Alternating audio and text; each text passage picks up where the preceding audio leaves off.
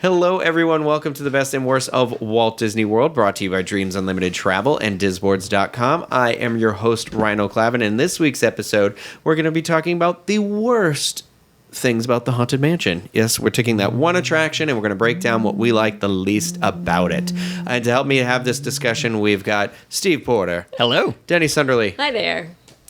Corey Fiascanaro. Craig Williams. Ahoy. And yeah, we're going to, we did an episode where we talked about all what we felt were the best things about the Haunted Mansion. And here we are to the other side of the coin to tell you what we think are the worst of the attractions. So let's go right in, because this was the first thing that everybody brought up, and it was the merge point. It is the absolute worst thing. We are all friends in the stretching room. Everything's going well. And then the door opens and it's the mad dash and we are no longer friends. Because, you're trying... Pushing people over chains. Yes. You're taking a wide swath of people and you're narrowing them down ever so gradually until it's not super gradual. I was going to say it's not so there, gradual. yeah. And it's just, you would think that they could figure out another way to group people to get us down into a line.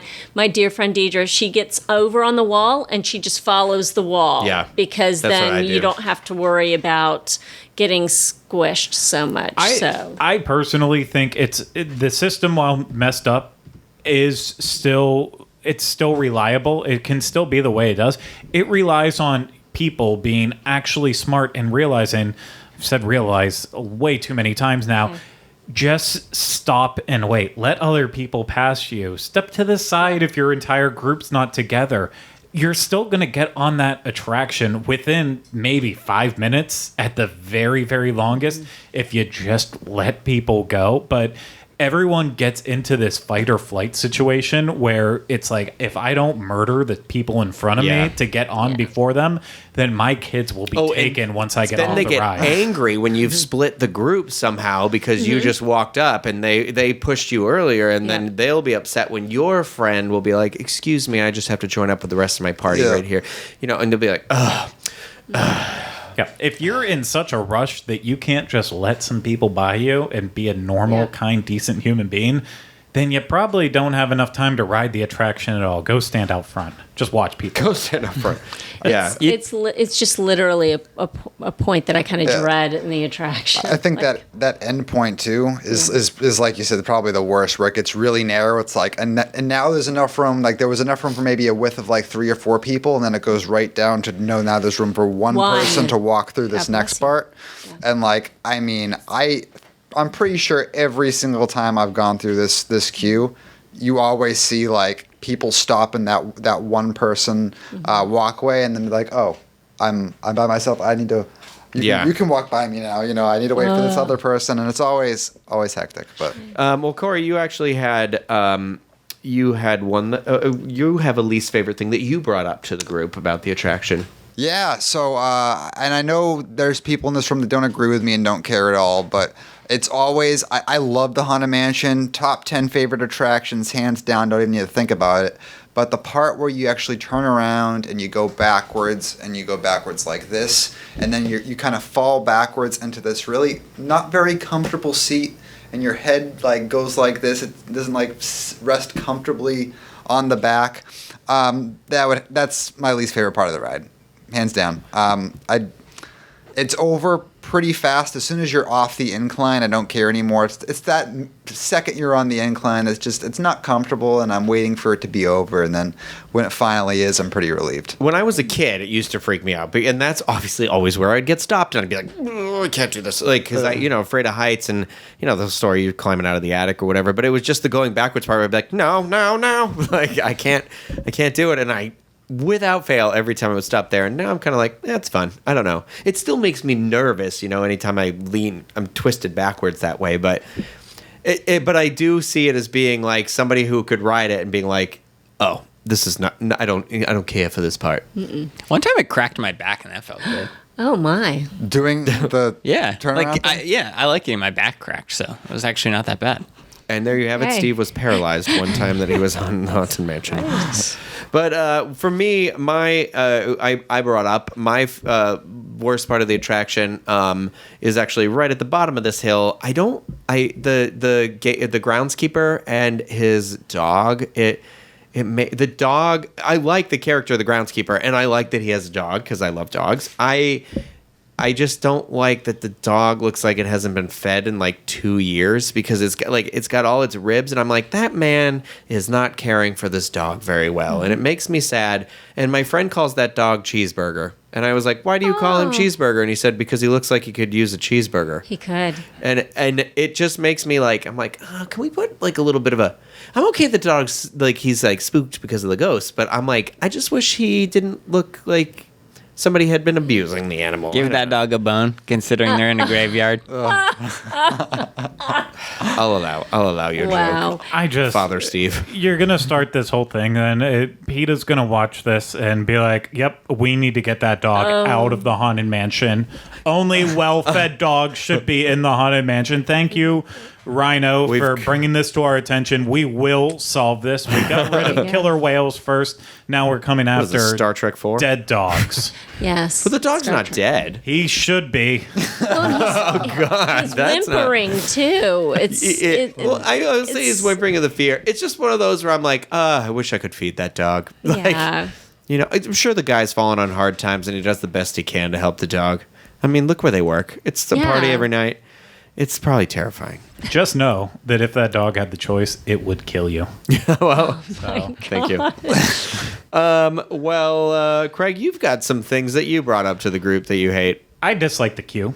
I know that there are disagreements on this in the room, but for me, my goal with the Haunted Mansion at any point in time is having a fast pass so I can avoid this queue as much as possible.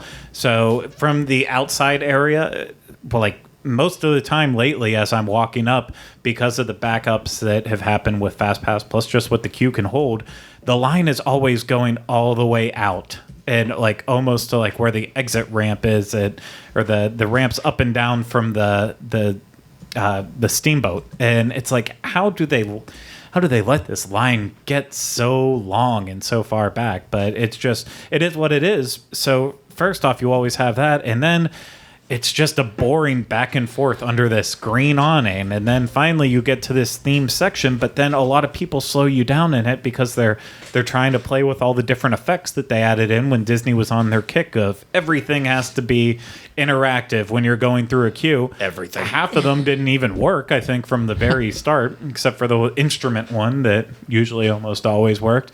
But it's just, it feels like that line takes way too long unless it's a walk-on or unless you have Fast Pass Plus.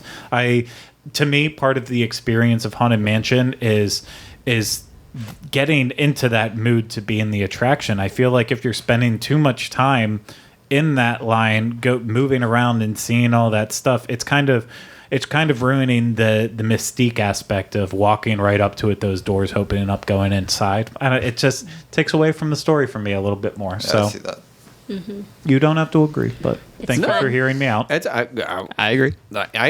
I completely and entirely understand your opinion on it. You know, that's Yeah. like, and I do agree. The back and forth outside under the awning is kind of lame, but It is. you know, I like parts of the queue. You know, but Me too. I like playing with all the instruments. I always feel like, wasn't there supposed to be like a mystery hidden on the bookcase or something like that? I think there Something you're is. supposed to be able to decode. But I do agree. I am frustrated when it's like a no line thing and they still divert you Yeah. through there, and you're like, like I just want to get in the attraction, but whatever. We've got another one. We've got two. Well, mine was how easily this ride can be ruined by other guests being annoying, essentially. We're gonna merge those. We're gonna merge these two I have into one. Then Okay. there you go. Mainly being in the stretching room is where the culprits are most of the time, when they yell along with the spiel and ruin the experience for people that may have never been on the ride before. For the love of God, if it is your second or millionth time riding an attraction, I don't care. That's great, but just respect the people around you and think there's probably somebody in here that's riding this for the first time. Yep. We have Exactly. had this happen way too often to us. And there's a reason why they hired a spooky sounding person Right. to do this, and we don't need your version yelling over This it. isn't karaoke, the Haunted Mansion edition. Yes, exactly. Also, this goes on beyond the stretching room too. I mean, Craig mentioned the use of cell phones is really distracting in this ride. It's kind of like a cell phone in a movie theater because the ride is so dark. They pop up the brightness to the full intense Yeah. line, and you're like, okay, I can see you on your machine. Yeah, flash. and And if I'm you- not talking about flash photos. I'm talking about just using Yeah, a phone. yeah. Why do people wait in lines to just get on their phones and sit there and look at whatever? It's a dark ride. Well, and the Let it worst be part dark. is those people are probably the ones yelling over the ones who aren't doing the karaoke in the stretching room are the other ones who are just yelling over it, and they're like, Deborah, I'm over here. Shut up. Deborah doesn't care. I mean, I will say though, that even Flash can be really. I mean, Flash is bad on any ride, but in the Pepper's Ghost scene in the ballroom, that immediately ruins the effect. If we've talked about on the previous show how Pepper's Ghost works, because of the glass being there, when you do a flash ruin the photo, it, magic. like you give everyone else like Yeah. you were taking the picture right in their face because you're reflecting it off that glass. It's just terrible. Yeah, I honestly, I don't see the flash problem as much. I see that a lot on Pirates of the Caribbean more than anything else. For some reason, Pirates just makes no sense when it comes to flash and why people use it so much. Haunted Mansion, probably the past 15, 20 rides I haven't been on with a single flasher, but it's always people that are just on their phones. I don't understand the concept of going on a ride to just get on your phone. You can sit outside and accomplish the same exact thing. It boggles my mind, but I'm the same way with movies. It's like, I saw a movie recently where a guy sat on his phone the entire movie and What? scrolled the entire time. He kept the brightness all the way down. He tried to keep it hidden as much as possible, but I'm like, Just get out and leave. you either spent money on this or you spend it on a subscription service to see this, and you don't care about being there. My thing that bugs me is I don't care that you don't care about being there, but respect the people around you. Yeah. Just know that we have rules for a reason. It would be a magical place if we listened to what the rules were said, and then we thought to ourselves, okay, well, I don't need to just be yelling over any of this stuff. It just ruins it for so much. Craig, this happened to Craig and I at Disneyland, I know, but there were people on Pirates of the Caribbean who are just literally just talking the entire time over it, and then they had the audacity to ask the cast member when we got out of the thing if they could ride again by themselves. Oh, What are you going to talk about? You talked the whole time. Oh my gosh. Anyway, they weren't finished. They needed more conversation time. sorry, Craig, your mouth is open. I wasn't going to say anything. You were just making mouths at me. Whatever. Okay. There we go. You fired me up. Now my blood pressure's going up. It's fine. I'm good. So there you There you have have it. it. Sorry, There I thought we were doing the We're Haunted doing the Mansion karaoke. thing there, You know what I'm going to say? That's why your mouth was open. Okay. Okay. You're going to do it. Well, there you have it. Those are the worst things about the Haunted Mansion for us specifically. That is the merge point, the going backwards, Cheeseburger the dog, the outside queue, and guests in general. Just ruining it. Please let us know what you think the worst part of the Haunted Mansion is down below. You don't have to hate it. You can just say, like, this is my part that I'm like, I don't like this as much as the other ones. We'd love to read that if you're watching on YouTube, or you can send us tweets, all that fun stuff anywhere. If you are watching on YouTube, feel free to subscribe to the channel. Click that bell so you get notified whenever we upload any sort of video content. And please feel free to leave suggestions for future topics for the best in world of Walt Disney World. We would love.